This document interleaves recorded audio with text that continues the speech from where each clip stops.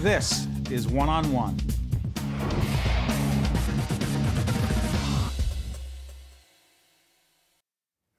We are honored to be joined by our friend Jack Fanous, who is the executive director of the GI Go Fund. We met you at the Russ and Angelica Berry event, the Berry Awards for Making a Difference. Put that in perspective. That was a real big accomplishment, I guess you could say, for our organization. To be recognized for the work we've done, to win $25,000 was a big deal for us, and it meant a lot for our supporters to know that we're on the right track. Yeah, you won the Berry Award for making a very big difference.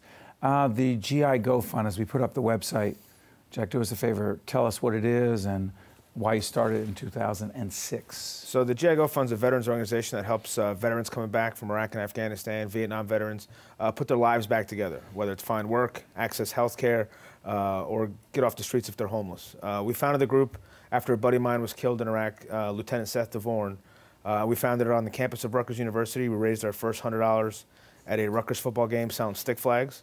And several years later, we met Cory Booker when he was mayor of Newark, gave us an office in City Hall. He treated City Hall as kind of an incubator for big ideas. And this was a pilot program to try to help veterans locally in the area. There's you and Cory, right there, that picture right there? Yep. And so what happens there? So how does it grow so quickly? It really comes from doing good work, I believe. You know, it's a matter of, some veterans organizations are advocacy groups only. But we decided, since we're not veterans ourselves, the best way to make an impact was just try to help veterans reacclimate back home, whether it's find work. We've partnered with Johnson & Johnson, PSC&G, Panasonic here in New Jersey, who are really actively looking to try to help veterans find work, really recruiting them. PSC&G, for instance, hired, the first veteran we ever got a job was Sergeant Joe Pace in 2008, and they've been addicted to hiring veterans ever since. They hire them. Yeah, they just love them. So people like PSC&G, J&J, Panasonic, they have made a commitment. We're going to hire vets. Absolutely. And they're doing a fantastic job. They're hiring tons of veterans. They know that veterans help the bottom line. They know that veterans are strong workers, good employees, not only good followers like everybody always says, but I heard from a veteran once say we're also good followers, not just good leaders. So it's a big deal to hire veterans, and they're setting an example. These are big companies that are setting an example for other companies to do the exact same thing. Hire veterans. You'll see what they do for your bottom line. What do you do for these vets? Do you train them for job interviews, resumes? What do you do? So we do resume writing workshops with these big companies. J&J hosts them regularly, where veterans that work at J&J will come down and tell these young veterans how they got the job. How do you present yourself? How do you translate your military skills? Then sometimes there's job training that needs to happen. Kessler Foundation funded a program with us that allowed us to train veterans in customer service call jobs. Yep. That ended up being 30 veterans were working from home with PSC&G and customer call jobs, disabled veterans. They were actually the first ones during Hurricane Sandy to take the calls because they were on the phone at home. And it's just a matter of job training, job readiness, and really a strong advocacy with the employers and the companies themselves to really try to get veterans at the front of the line to get these jobs. What kind of reaction do you get from most vets? Most vets are very excited about the work we're doing. They see that we're having a giant impact in helping them find work. We're working on public policy that is impacting the veteran community. We were ahead of this VA issue, the VA scandal that happened with the long wait lines. We were working with Cory Booker and Senator Menendez on legislation to allow veterans to go outside the VA system. We've been working with employers and companies to try to advocate on behalf of the veteran community that veterans are good for the bottom line, whether it's tax credits that come back, or it's, right now there's a new bill that's coming up from the Senate right now, Hiring More Heroes Act, that would exempt employers from providing veterans with health coverage if they get VA health coverage. So it actually puts veterans at the front of the line now as we're talking about health coverage. You know, this is the summer of 2014. We need to, I'm not going to get into the whole VA issue. We'll do that on our sister program, New Jersey Capitol Report, but I need to ask you about that. Yes, sir. We don't know how that situation is going to play out, but we know that veterans have not been treated nearly in the way they deserve to have been treated. Sure. What is it from a health perspective that these veterans need and want to go out and be productive citizens? First off, they need to be able to be seen by a physician, to be seen by a doctor. Right? That's step number one. So when you come home and you're waiting on long lines or traveling long distances to see a doctor, it takes up too much of your life. So you can't really start the rest of your life until you take care of that health care portion. When you come back, everybody says, go to the VA, go get your health coverage, right. Go see your doctor.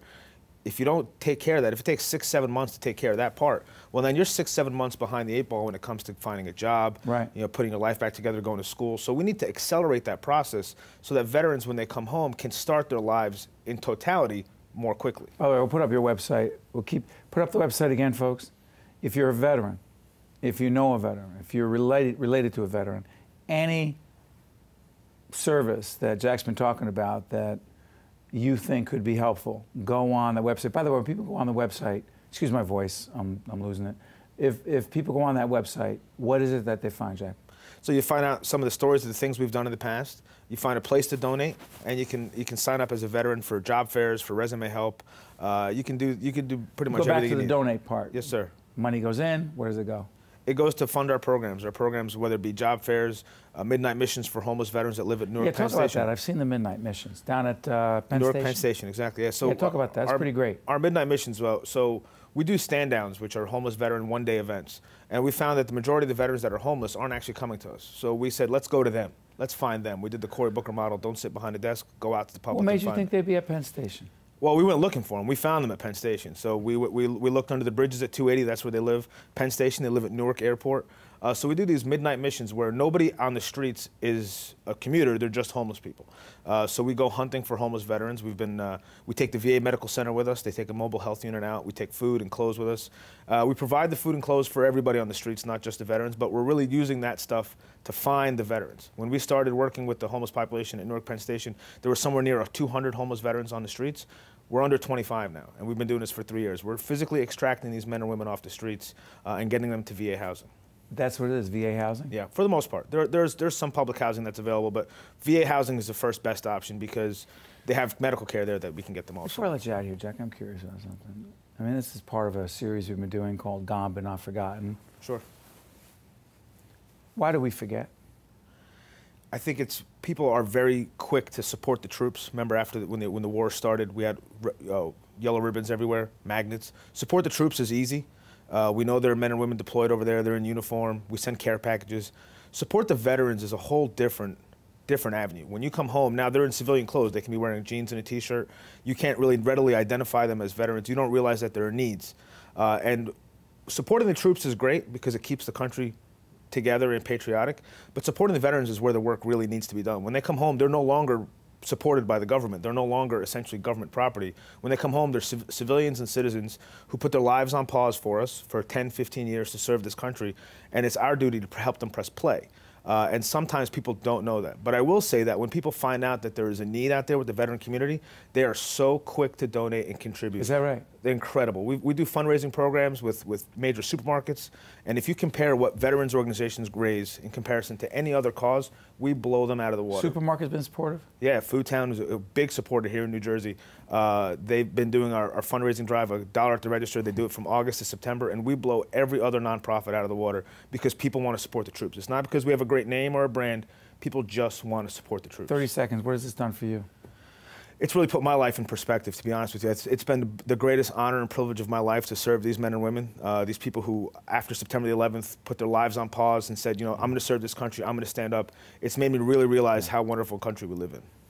Great having you here. Keep doing what you're doing. Thank you very much. We'll be your partner. Appreciate it. Thank you, buddy. Thanks. Thank you. One-on-One with Steve Adubato has been a production of the Caucus Educational Corporation, celebrating over 25 years of broadcast excellence.